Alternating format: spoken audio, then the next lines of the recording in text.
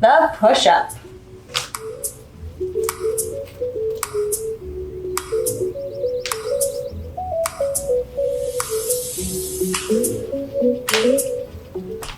All right, so the push-up. So the push-up, we need to talk about a couple different things here. So first thing we want to talk about is hand placement. We want our hands underneath our shoulders. And from here, we want the weight to be in our fingers and underneath our knuckles, not in the base of our palm here.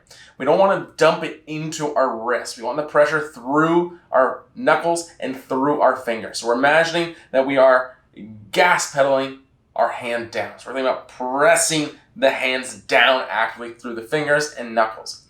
So we can think about if there's a bunch of bugs on the ground, you're trying to kill them with your fingers and with your knuckles. You're trying to keep them underneath. Or you imagine that there is a check for $1 million under your knuckles on each hand, and you're trying to make sure that check doesn't fly away because you're in a hurricane doing push-ups for some reason. No one knows why. All right, so Lauren is going to demonstrate that hand position. So she's going to get hands underneath the shoulders. From here now, she's going to straighten her legs. Great. Now she's going to squeeze her butt as hard as humanly possible. She's imagining that check now is between her butt cheeks and she's squeezing it. So she's not letting that check go anywhere. All right. And now she's engaging her core. So she's really thinking especially lower abs are going to be nice and tight. She's rotating her elbow slightly backwards. And then she's going to bend from the elbow going down. And then she's going to exhale and press up. So notice how her elbows here are nice and vertical. Oh, elbows, her forearms are nice and vertical here. So she's going down, she's inhaling, exhaling, and then pressing up. Great, you can rest for a second. Awesome. So notice how she wasn't making her elbow come down here because we want our force to drive properly. If we're coming down here, it makes it much harder for us to drive up from that elbow. So we're coming down and driving up. Okay? So make sure you're squeezing the core, squeezing your butt nice and hard throughout. And this is a chest exercise. So as you are pressing, make sure you're focusing on pressing through your chest. Connect to that muscle, that mind-muscle connection into your chest here. Okay? And if you can't do push-ups on the ground, we're going to go through some scaling options now to help you get there. So a first scaling option that we can do are push-up negatives. So what you're going to do is you are going to drop yourself down as slow as you can, under control, still bending from that elbow. Once you reach the bottom, you drop all the way down. Good. And then you're going to come to your knees and then press back up. There we go. So that's our first scaling option. Second scaling option is staying on the knees, butt squeezed. Yes, core tight, and then doing push-ups from the knees here. Once again, notice how Lauren's forearms are nice and vertical here. Great. And then we can also use some things like chairs or walls, and we'll do that now. Okay, so next we're going to use a chair. And the order we're going through this is that the difficulty is decreasing.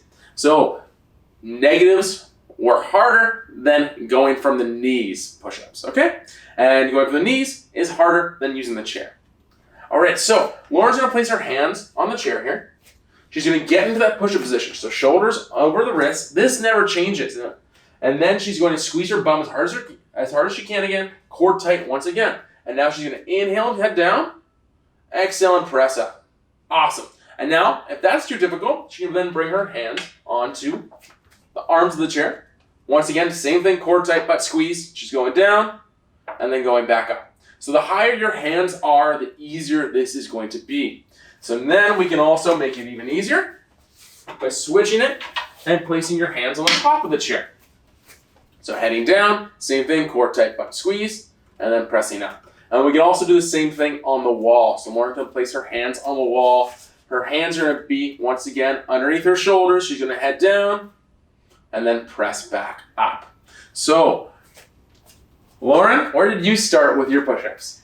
I started with the wall. Push-ups took me a while to get there, but if you keep at it, I promise you, you will get there. I was so amazed the first time I got a floor push-up. It was like the biggest win ever.